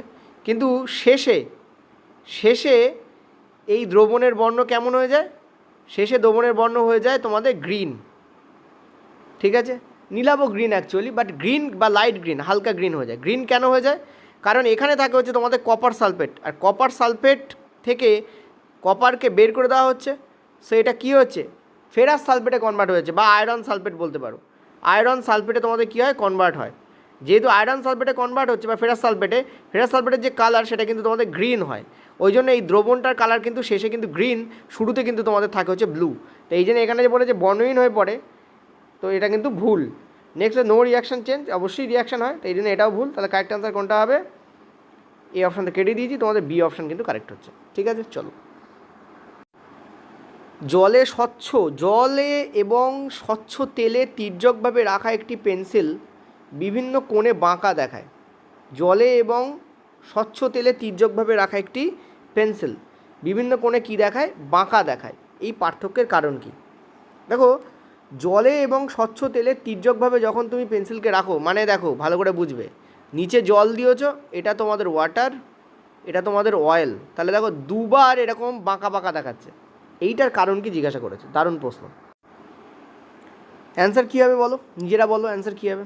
দেখো, অয়েলের যে রিফ্র্যাক্টিভ ইন্ডেক্স হয়, সেটা বেশি হয় ওয়াটারের থেকে, কারণ অয়েল অনেক বেশি ঘন, কোনো জিনিস যত ঘন হবে আর সেটাতে আলো তত বেশি আটকা পড়বে, যার রিফ্র্যাক্টিভ ইন্ডেক্স যত বেশি তাতে আলো স্পিড কিন্তু তত কম, অলওয়েজ মাথা রাখবে। মানে স্পিড কী হবে, তাহলে অয়েলে কিন্তু স্পিড কম হবে, ওয়াটারে কিন্তু স্পিড কী হবে, বেশি হবে, ঠিক আছে। বায়ুতে ওয়াটারের থেকে স্পিড আরও বেশি হয়, এয়ারে কিন্তু আলো স্পিড কী হয়, আরও বেশি হয়। সো অয়েলে কিন্তু সব থেকে কম স্পিড হবে, তার মানে অয়েলে কিন্তু আলো সব থেকে বেশি বাঁকবে, যেটা যত ঘন তাতে আলো বেশি বাঁকে, ঠিক আছে, বেশি বাঁকে মানে তার স্পিড কমে যাবে। এখানে বলে যে জল অপেক্ষা তেলে আলোর বেগ বেশি, এটা ভুল, তেলে কম হবে। তেলের প্রতিসাঙ্ক জলের প্রতিসাঙ্কের চেয়ে বেশি, এটাই ঠিক হবে। পূর্ণ আভ্যন্তরীণ প্রতিবন্ধ সব ঘটে না, স্বচ্ছ তেলের তুলনায় সব বাদ দাও, তাহলে অ্যান্সার আমাদের কী হবে, বি অ্যান্সার হবে, পরিষ্কার কথা। মনে রাখবে, যে জিনিস যত ঘন তার রিফ্র্যাক্টিভ ইন্ডেক্স তত বেশি, তাতে আলো স্পিড তত কম, আর তাতে আলো বাঁকে তত বেশি, মানে বাঁকে বেশি, ঘন বেশি, রিফ্র্যাক্টিভ ইন্ডেক্স বেশি, কিন্তু স্পিড হবে কি, কমে যাবে। ক্লিয়ার হয়েছে? চলো, বলেছে why does the sound can not travel through the vacuum, because sound is a mechanical longitudinal wave, that is why it can not travel through the vacuum, that is the answer. Sound needs particle or medium to travel, that is the answer. সাউন্ডের কী দরকার হবে? Particle দরকার হবে। আরে ও ব্যাটা তো কাঁপবে না, পার্টিকেল যদি না কাঁপে তাহলে ও কী করবে? ও যেতেই পারবে না। এবং একটু আগে আমরা পড়েছি সাউন্ড হচ্ছে অনুদৈর্ঘ্য তরঙ্গ। অনুদৈর্ঘ্য তরঙ্গ তো বটেই, এবং কেমন তরঙ্গ? যান্ত্রিক তরঙ্গ। যে কোনো মেকানিক্যাল ওয়েভ বা যান্ত্রিক তরঙ্গের মাধ্যম দরকার হয়। তো correct answer will be B. এই ঘন্টা থেকে একটা প্রশ্ন আসতে পারে, তোমাদের আগের দিন আমি বলেছিলাম এটা কিন্তু রিপিটেড কোশ্চেন্স, আমি সেখানেও বলে দিয়েছিলাম। বলতে পারে যে যখন তুমি বায়ু পূর্ণ অবস্থায় ছিল এই জারটা, তখন কিন্তু এই বেলের আওয়াজ শুনতে পাচ্ছিলে, তাহলে বায়ু পূর্ণ অবস্থায় নেই, তুমি নিষ্কাশন করে বায়ু বার করে নিলে, তাহলে তখন বেলের আওয়াজ কেন শুনতে পাচ্ছ না? তার কারণ শব্দ একটি যান্ত্রিক তরঙ্গ এবং একটি অনুদৈর্ঘ্য তরঙ্গ, এর চলাচলের জন্য মাধ্যম দরকার হয় বলে একটা বড় লাইন লিখে দেবে, তোমার খিচুড়ি পাকাবে, কিন্তু অ্যান্সারটা ওটাই হবে। ঠিক আছে, চলো। দুটি বল এবং একটি হ্যান্ড বল এবং একটি বাস্কেট বল একই ত্বরণে গতিশীল। আচ্ছা, বুঝলাম না। ও, দুটি বল, একটি হ্যান্ড বল এবং একটি বাস্কেট বল। আচ্ছা, তাই বলি দুটি বলের, ঠিক আছে, মানে দুটো বল, তার মধ্যে একটা হচ্ছে হ্যান্ড বল আর একটা হচ্ছে বাস্কেট বল। একটার ওয়েট হচ্ছে 0.6 কেজি, একটার ওয়েট হচ্ছে 1 কেজি, একই ত্বরণে গতিশীল। তাহলে দেখো, বল ইকুয়াল টু আমরা কী জানি? ভর ইন্টু ত্বরণ। ঠিক আছে, বল ভরের সঙ্গে সমানুপাতিক, বল ত্বরণের সঙ্গে সমানুপাতিক। যখন ত্বরণ ফিক্সড তখন বল ভরের সঙ্গে সমানুপাতিক, মানে যার ভর বেশি তাতে বলও বেশি। তো অ্যান্সার কোনটা হবে তোমাদের? বাস্কেটবল অ্যান্সার হবে। কোন বলের জন্য বেশি বল প্রয়োজন, মানে কোন বলের জন্য বেশি ফোর্স প্রয়োজন? দুবার বল লেখাটা হয়তো মাথা খারাপ হয়ে যেতে পারে। ফোর্স প্রয়োজন কার জন্য বেশি? বাস্কেটবলের জন্য বেশি, কারণ বেটা ত্বরণ একই, তার মানে যাতে ভর বেশি তাতে ফোর্স বেশি হবে। তাহলে অ্যান্সার তোমাদের বাস্কেটবলই হবে, কারণ বাস্কেটবল দেখো 1 কেজি আর হ্যান্ডবল দেখো 0.6 কেজি, মানে 600 গ্রাম, আর এটা 1 কেজি মানে 1000 গ্রাম। ঠিক আছে, 400 গ্রাম কম প্রায়, হ্যান্ডবল 400 গ্রাম কম না বাস্কেটবলের থেকে। সো ভর তোমাদের কী হবে? ডেফিনেটলি বেশি বাস্কেটবলে, সো বল প্রয়োগও বেশি হবে এখানে। আচ্ছা, কালকে যদি এরকম একটা প্রশ্ন করে যে বলকে তুমি কনস্ট্যান্ট রাখছো, কনস্ট্যান্ট মানে কি? স্থির রাখছো, মানে বল চেঞ্জ করছো না, স্থির, বল তোমার স্থির। তাহলে তুমি বলো, ধরো একটা 1 কেজির বস্তু আছে আর একটা ধরো 1.5 কেজির বস্তু আছে, বল কিন্তু স্থির, পয়েন্ট টু বি নোটেড। তাহলে ত্বরণ কোনটাতে বেশি লাগবে? দেখো, ত্বরণের সঙ্গে ভরের সম্পর্ক ব্যস্তানুপাতিক হয়। ত্বরণের সঙ্গে ভরের সম্পর্ক কি? ব্যস্তানুপাতিক। যখন বল স্থির, মনে রাখবে দুটো জিনিসের গুণফলে যদি কোনো থার্ড জিনিস তৈরি হয়, তখন যে দুটো জিনিসের গুণফল হচ্ছে তাদের মধ্যে ব্যস্তানুপাতিক সম্পর্ক তৈরি হয়, যদি যে গুণফলটা কনস্ট্যান্ট হয়। এখানে বলকে কনস্ট্যান্ট করে দিয়েছি, মানে ত্বরণ আর ভরের গুণফলেই তো বল তৈরি হচ্ছে, তো বলটাকে কনস্ট্যান্ট করে দিয়েছি। তাহলে ত্বরণ 1 কেজিতে কী হবে? বেশি লাগবে। ত্বরণ 1 কেজিতে বেশি হবে, কারণ ত্বরণের ভর বেশি, ত্বরণের ভর কম, ত্বরণের ভর বলছি, এই বস্তুটার ভর কম, এই বস্তুটার ভর কম, তো ত্বরণ এখানে বেশি হবে। আর এখানে দেখো বস্তুটার ভর বেশি 1.5 কেজি, এখানে ত্বরণ কী হবে? ত্বরণ এখানে কম হবে। মানে যেটা কম ভারী তাতে ত্বরণ বেশি হবে, যেটা বেশি ভারী তাতে ত্বরণ কম হবে। ঠিক আছে, এটা মনে রাখবে। মানব রক্তে সবথেকে বেশি পরিমাণ অক্সিজেন কোন উপাদানের মাধ্যমে পরিবাহিত হয়? তো আমরা জানি এটা আরবিসির মাধ্যমে হয়। মানব রক্তে আরবিসি মানে রেড ব্লাড কর্পাসল বা লোহিত রক্ত কণিকা, লোহিত কণিকার মাধ্যমে কিন্তু হয়। এবং কোথার মাধ্যমে হয়? হিমোগ্লোবিনের মাধ্যমে হয়। মনে রাখবে, কার্বন ডাইঅক্সাইড কিন্তু রক্ত রসের মাধ্যমে প্রবাহিত হয়, অক্সিজেন কিন্তু আরবিসির মাধ্যমে প্রবাহিত হয়। এই জন্য আরবিসির যে মধ্যে কোনো পরিণত আরবিসির মধ্যে কোনো নিউক্লিয়াস থাকে না, কারণ নিউক্লিয়াস যে জায়গাটা দখল করবে তাতে অনেকটা হিমোগ্লোবিন ধরে যায় এবং হিমোগ্লোবিন ধরে, সেই জন্য হিমোগ্লোবিনের সময় অক্সিজেন যোগে হিমোগ্লোবিন তৈরি করে এবং এইভাবে প্রবাহিত হয়। যেহেতু আরবিসিতে যদি নিউক্লিয়াস থাকে, তাহলে আরবিসিতে কিন্তু নিউক্লিয়াস একটা জায়গা দখল করে রাখে, ওই জন্য পরিণত লোহিত কণিকাতে কোনো নিউক্লিয়াস থাকে না। আর আরবিসির যাতে, দেখো ধরো তুমি একটা এরকম গোল বল নিলে, তাহলে এর যা সারফেস এরিয়া হয়, যদি তুমি একটা এরকম বল নাও যার দুদিকই চ্যাপ্টা, যেমন এখানে দেখতে পাচ্ছ, এখানে এই দেখো এর একদিক চ্যাপ্টা মানে কি? এখানে কী বাড়ছে? সারফেস এরিয়া বাড়ছে, তার মানে বেশি পরিমাণ হিমোগ্লোবিন অক্সিজেন নিয়ে অ্যাটাচ হতে পারবে। মানে এটা একটা নৌকাতে বেশি পরিমাণ লোক উঠতে পারবে, ওই জন্য নৌকারও কিন্তু দেখবে খোল থাকে, তো নৌকার মতো খোল করে রাখা থাকে যাতে বেশি পরিমাণ লোক এখানে ঢুকতে পারে। তাহলে অ্যান্সার কী হবে? বাউন্ড টু হিমোগ্লোবিন, হিমোগ্লোবিনের সাথে বাউন্ড হয়ে যায়, যেটা কোথায় থাকে? হিমোগ্লোবিন আরবিসিতে থাকে। চলো, আচ্ছা, প্রথমেই আমি তোমাদের থ্যাংক ইউ জানাবো, পরে তোমাদের পার্ট 2 শুরু করার আগে, মানে এটাই পার্ট 1 পার্ট 2 আছে অ্যাকচুয়ালি, তো শুরু করার আগে আমি তোমাদের থ্যাংক ইউ জানাবো। তার কারণ এতে প্রচুর সাড়া তোমরা দিয়েছো, thank you so much, thank you so much. আমি ভাবিনি যে এটার প্রাইস একটু বেশি আছে, 499 আছে, কিন্তু তোমরা এই পরিমাণ সাড়া দেবে আমি সত্যি ভাবিনি। এটা আমাকে খুব আপ্লুত করেছে। এর প্রাইস এখন 449 আছে, ঠিক আছে। তো এই প্রাইসটা তোমাদের আছে, আমি আপ্লুত যে তোমরা প্রচুর পরিমাণে সাড়া দিচ্ছ, thank you thank you thank you so much, ঠিক আছে। কারণ এই 12,000 কোশ্চেন্স করতে গেলে যে খাটনিটা হয় সেটা যারা করে তারা জানে, ঠিক আছে। কারণ এআইকে দিয়ে যখন আমরা করি তখন মারাত্মক মারাত্মক লেভেলের ভুল বেরোয়, মানে সে যে ভুল কি তোমাদের আমি কী বলবো, তখন সেটাকে ম্যানুয়ালি কারেকশন করা, সেই জন্য আমরা এবার এআই দিয়ে কোনো কাজ করছি না। আর তাছাড়াও একটা কোশ্চেনকে অ্যানালিটিক্যাল করতে গেলে আমরা যদি বলি এটা তুলে ভাই এই কোশ্চেন করে দেবো, ওর মতো কোশ্চেন করে দেবো, ওটা অ্যানালিটিক্যাল হোক বা না হোক ওর মতো কোশ্চেন করতে থাকবে, ফলে ওভাবে হয় না। সেই জন্য আমাদের যেটা করতে আমাদের ম্যানুয়ালি লোক বসানো, তো টোটাল 3 জন এর পিছনে কাজ করছে, 3 জন এটার পেছনে কাজ করছে। মেটেরিয়াল আপডেট হবে তোমাদের 25 তারিখ থেকে। মেটেরিয়াল আপডেট হতে আরম্ভ করলে কিন্তু এই ব্যাচের দাম বাড়বে, সেই জন্য এখনও তোমাদের 449 আছে। যারা কিনেছো থ্যাংক ইউ। আর যারা বলছো মেটেরিয়াল স্যার কই, ওই যে বললাম 25 তারিখ থেকে অগস্ট থেকে মেটেরিয়াল তোমাদের আপডেট হতে আরম্ভ করবে, ওখানে টেস্ট দেওয়া হবে।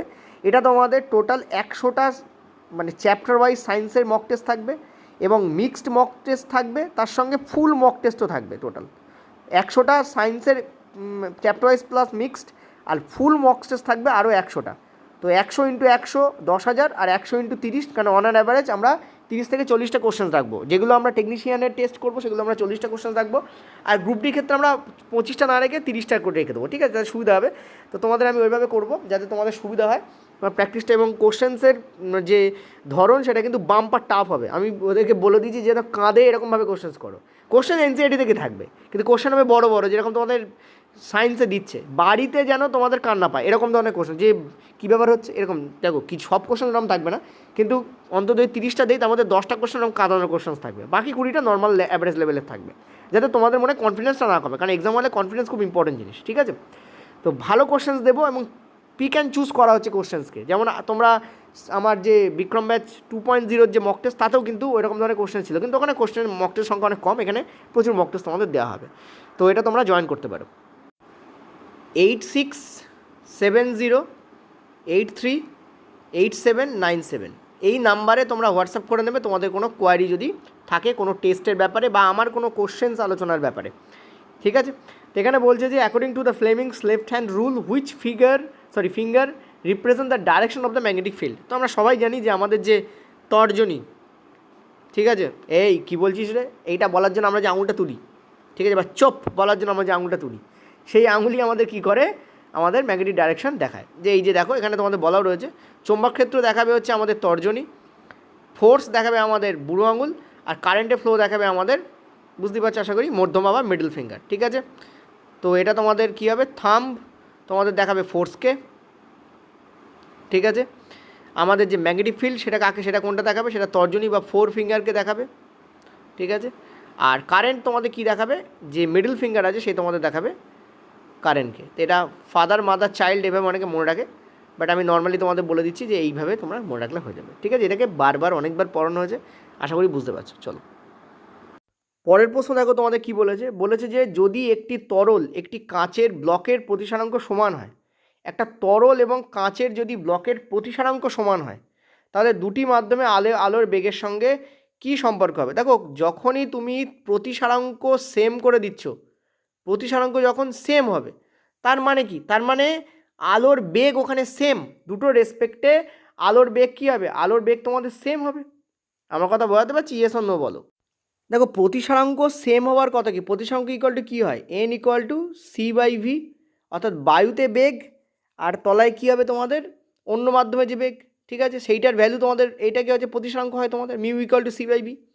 তো দুটোরই সেম, আশা করি বোঝাতে পারছি, এটাও সি বাই ভি ওটাও সি বাই ভি, দুটোই সেম, সেম টু সেম হওয়ার মানে কি, দুটোতে মাধ্যমে কী হবে, আলোর বেগ সমান হবে, তাহলে কারেক্ট অ্যান্সার আমাদের কী হবে, C will be the correct answer, ঠিক আছে। চলো পরের প্রশ্ন তোমাদের কী বলছে দেখো, যন্ত্রের গতিশীল অংশগুলির ক্ষয় ও ছিঁড়ে যাওয়া থেকে রক্ষা করে তাদের কার্যকাল বাড়ানোর জন্য কোনটা সর্বোত্তম পদ্ধতি। দেখো অ্যান্সার হচ্ছে তোমাদের লুব্রিকেশন হবে। আমরা আমাদের বাইক সাইকেল গ্যারেজে যা কিছু থাকে, ইভেন আমার বাবা তো দা কুড়ুল কোদালেও মানে তেলের মধ্যে চুবিয়ে রাখতো, ঠিক আছে, তো আমি দেখেছি এটা। তো ব্যাপার হচ্ছে কি অ্যান্সার তোমাদের কী হবে, অয়েল বা গ্রিজ হবে, ঠিক আছে, this will be the correct answer. Lubrication is the only way. লুব্রিকেশনের, আচ্ছা লুব্রিকেশন কেন করা হয় তোমরা জানো? এটা লুব্রিকেশন কেন করা হয় এটা একটু বলে দিই, রিয়েল কালকে একটু ভারী কোশ্চেন্স দেয়, তখন তোমাদের ইজিলি ইম্পর্টেন্ট লাগবে। ধরো এখানে একটা সারফেস আছে, আর ধরো এখানে আর একটা তার তলায় ধরো আর একটা সারফেস আছে, ধরো এই একটা সারফেস আছে, ঠিক আছে, এই দুটো সারফেস আছে। এই দুটো সারফেস আমরা যতই ভাবি না কেন যে সেটা খুবই তোমাদের মানে আর কি, যেটাকে আমি বলবো যে একদম ক্লিন অ্যান্ড প্লেন, তুমি দেখবে ইভেন তুমি যদি একটা পাথরের ক্লিন মেঝেতেও বা একদম মসৃণ মেঝেতেও যদি একটা বলকে ছেড়ে দাও, সেটা কিন্তু একটা সময় পরে কিন্তু থামবে, কারণ ওখানে ঘর্ষণ বল কাজ করে। আর এই ঘর্ষণ বলকে রোধ করার মধ্যে আমরা যদি দুটো স্তরের মাঝখানে একটা অয়েলের স্তর দিতে পারি, তাহলে কী হবে, এই দুটো স্তরের মধ্যে ঘর্ষণ বল নায়ের মতো হয়ে যায়, নাকে বরাবর, ঠিক আছে, নায়ের মতো, পুরোপুরি আটকানো যায় না কিন্তু নায়ের মতো প্রায় হয়ে যায়। সেই জন্যই কিন্তু এখানে লুব্রিকেশন করা হয়, ঠিক আছে। চলো নেক্সট, অর্থাৎ ঘর্ষণ বলকে কী করার জন্য, প্রতিরোধ করার জন্য।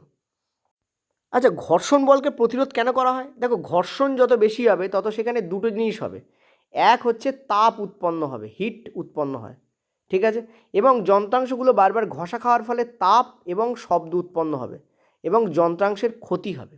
সেই জন্য কিন্তু কি করা হয়, ঘর্ষণকে রোধ করা হয় যাতে যন্ত্রাংশগুলো বেশি দিন টেকে, ঠিক আছে। চলো পরের প্রশ্ন, কোনো জটিল স্থায়ী কলা মূল থেকে উদ্ভিদের অন্যান্য অংশে জল ও দ্রবীভূত খনিজ পদার্থ পরিবহনের জন্য দায়ী। দেখো জটিল স্থায়ী কলা বলেছে, এটা দ্বিতীয় শিফটের প্রশ্ন, ওই জন্য এটা তোমাদের অ্যান্সার কী হবে, তোমাদের জাইলেমই সেই সেম অ্যান্সার তোমাদের হবে, কারণ জল এবং দ্রবীভূত খনিজ পদার্থ বলেছে, ঠিক আছে। চলো একটা কথা মাথায় রেখো, জাইলেমের যে বিভিন্ন অংশগুলো আছে, জাইলেম প্যারেনকাইমা, তারপর তোমাদের ট্রাকিয়া, এইগুলো কিন্তু একটু ভালো করে দয়া করে একটু পড়ে রেখো, কিন্তু এইগুলো দিয়েও কিন্তু তোমাদের প্রশ্ন আসতে পারে, জাইলেম ভ্যাসেল, জাইলেম ট্রাকিট, এগুলো দিয়ে কিন্তু প্রশ্ন আসতে পারে, ঠিক আছে, এগুলো ভালো করে পড়ে রেখো। চলো দেখো এটা দারুণ প্রশ্ন, প্যারেনকাইমা কিন্তু মানে মারাত্মক প্রশ্নের সুযোগ দেয় রেলকে। নিম্নলিখিত কোন সরল স্থায়ী উদ্ভিদ কলা সালোক সংশ্লেষ এবং খাদ্য সঞ্চয় করতে পারে? দেখো আমরা জানি প্যারেনকাইমার একটা ভার্সন আছে যাকে আমরা বলি ক্লোরেনকাইমা, কোলেনকাইমা না কিন্তু ক্লোরেনকাইমা। এই ক্লোরেনকাইমাতে থাকে হচ্ছে ক্লোরোফিল, ক্লো মানে ক্লোরোফিল, এ ব্যাটা কিন্তু খাদ্য মানে কি করতে পারে, সালোক সংশ্লেষ করতে পারে। আর খাদ্য সঞ্চয় করতে পারে কারা, নর্মাল যারা প্যারেনকাইমা থাকে তারা খাদ্য সঞ্চয় করতে পারে। এছাড়া আমরা জানি যে অ্যারেনকাইমা বলতে আর একটা প্যারেনকাইমা থাকে, প্যারেনকাইমা পাওয়া যায় অ্যারেনকাইমা, ঠিক আছে, অ্যারেনকাইমা, AEREN সম্ভবত নাম, মানে তার হবে কী বলে বানান হবে অ্যারেনকাইমা। এ কিন্তু এয়ার পূর্ণ থাকে যাতে জল হচ্ছে বাসি যে উদ্ভিদ তাদের ক্ষেত্রে পাওয়া যায়। তো অ্যান্সার আমাদের কিন্তু হবে এইটাই, ঠিক আছে। স্ক্যারেনকাইমা কী করে, স্ক্যারেনকাইমা ডেড সেল হয় এবং এরা মূলত সুরক্ষা প্রদান করে এবং উদ্ভিদকে সঠিক এবং সুঠাম হয়ে সোজা হয়ে দাঁড়াতে সাহায্য করে। কোলেনকাইমা অপরপক্ষে জীবিত কোষ হয়, প্যারেনকাইমাও জীবিত, কোলেনকাইমাও জীবিত। এরা কী করে, এ ফ্লেক্সিবিলিটি প্রদান করে যাতে গাছ ভেঙে না যায়। সুতরাং যে ছোট শিশু উদ্ভিদ তাদের পাতা এবং তাদের কাণ্ড দেখবে ফ্লেক্সিবল হয়, এটা এই কী থাকে তাতে বেশি পরিমাণ কোলেনকাইমা থাকে। প্যারেনকাইমা কিন্তু জীবিত হয়, প্যারেনকাইমার হিস্ট্রি উপরে আমি বলে দিয়েছি, ঠিক আছে। চলো নেক্সট, বলছি একটি পরমাণুর ভর সংখ্যা 24 এবং পারমাণবিক সংখ্যা 12, এটি দুটি ইলেকট্রন গ্রহণ করলে নতুন ভর সংখ্যা কত হবে? দেখো ভর সংখ্যা 24 এবং পারমাণবিক সংখ্যা 12, তো পারমাণবিক সংখ্যা কাকে বোঝায়, প্রোটন সংখ্যাকে বোঝায়। পয়েন্ট টু বি নোটে, পারমাণবিক সংখ্যা কিন্তু কাকে বোঝায় না, ইলেকট্রন সংখ্যাকে বোঝায় না, প্রোটন সংখ্যাকে বোঝায়, ঠিক আছে। আর ভর সংখ্যা হচ্ছে নিউট্রন সংখ্যা এবং প্রোটন সংখ্যা নিয়ে তৈরি, তাহলে প্রোটন সংখ্যাও চেঞ্জ হচ্ছে না, ভর সংখ্যা তাই ওই জন্য চেঞ্জ হবে না, তাহলে 24-এ কী হবে, 24-এ 24ই থাকবে, 24 তখন 24-এ 24ই থাকবে, কারেক্ট অ্যান্সার আমাদের এটা হবে, ঠিক আছে। ক্লিয়ার হয়েছে? যদি বলতো প্রোটন সংখ্যা চেঞ্জ হচ্ছে তখন অসুবিধা হতো। আচ্ছা একটা জিনিস বলি, একটা পরমাণু ভর সংখ্যা 24, দেখো এই কোশ্চেনটাকে কীভাবে ঘুরিয়ে দেওয়া যায়, আদৌ আমি জানি না এই কোশ্চেনটাই পড়েছিল কিন্তু স্টুডেন্টরা বলেছে। তো ভর সংখ্যা হচ্ছে 24 এবং পারমাণবিক সংখ্যা হচ্ছে তোমাদের 12, যদি এর থেকে দুটো ইলেকট্রন বেরিয়ে যায়, দুটো ইলেকট্রন কী করছে, গ্রহণ করছে, তাহলে এটি সাধারণত কী, প্রথম কথা এটা অধাতু হবে, কারণ অধাতুগুলোই দুটো ইলেকট্রন গ্রহণ করে, অধাতুগুলো কী করে, ইলেকট্রন গ্রহণ করে, প্রথম কথা এটা একটা অধাতু, ঠিক আছে। আর তুমি বলো এই অধাতুটার যোজ্যতা কী হবে, অধাতুর যোজ্যতা হবে 2, কারণ দুটো ইলেকট্রন গ্রহণ করছে, সেই জন্য যোজ্যতা হবে কি 2, দুটো ইলেকট্রন গ্রহণ করছে, যোজ্যতা কী হবে 2। আর বলো এই অধাতু দুটো ইলেকট্রন গ্রহণ করার ফলে যে আয়ন তৈরি করবে সেটা নেগেটিভ আয়ন হবে না পজিটিভ আয়ন হবে? ভাই সেটা নেগেটিভ আয়ন হবে, কেন, কারণ ইলেকট্রন গ্রহণ করছে মানে তাতে নেগেটিভ চার্জ বেড়ে যাচ্ছে, মানে সেটা নেগেটিভ আয়নে কনভার্ট হয়ে যাবে। আর বলো নেগেটিভ আয়নকে কী বলা হয়, ক্যাটায়ন নাকি অ্যানায়ন? দেখো নেগেটিভ আয়নকে বলা হয় অ্যানায়ন, তাহলে এটা কিন্তু অ্যানায়ন উৎপন্ন করবে, ক্যাটায়ন হতো যদি ধাতু হতো, কারণ পজিটিভ আয়ন তৈরি হয়। নেগেটিভ আয়নকে আমরা কি বলি? অ্যানায়ন বলি। দেখো অ্যানায়নের সঙ্গে অ্যানোডের কোনো সম্পর্ক নেই, ঠিক আছে? এটা মাথায় রাখবে, দুটো দেখতে একদম মানে ঢুকিয়ে দিলে এটা কিন্তু নয়। চলো নেক্সট পরেরটা বলছে which of the following is mathematically equivalent to 1 volt. দেখো 1 ভোল্ট, ভোল্ট ইকুয়াল টু কি? Joule per coulomb. 1 জুল কার্য করতে যদি 1 কুলম্ব চার্জ লাগে তখন তাকে আমরা বলি 1 ভোল্ট। তাহলে কী হবে? 1 joule per 1 coulomb. This will be the correct answer. 1 joule per coulomb, এই যে জুল পার কুলম্ব আছে, তো এটাই আমাদের কারেক্ট অ্যান্সার হবে বেসিক্যালি 1 জুল পার 1 কুলম্ব। আচ্ছা দেখো joule equal to what? Joule equal to কি? জুল মানে হচ্ছে কার্য। জুল মানে কি? জুল মানে হচ্ছে কার্য। আচ্ছা কার্য ইকুয়াল টু কী হয়? বস্তুর সরণ, ঠিক আছে? বস্তুর দন্তস্ব দিয়ে লিখছি, সরণ ইন্টু কি বলো? বল ইন্টু সরণ, বল ইন্টু সরণ, তাই না? বল যদি সরণ ঘটাতে পারে তখনই কার্য হয়।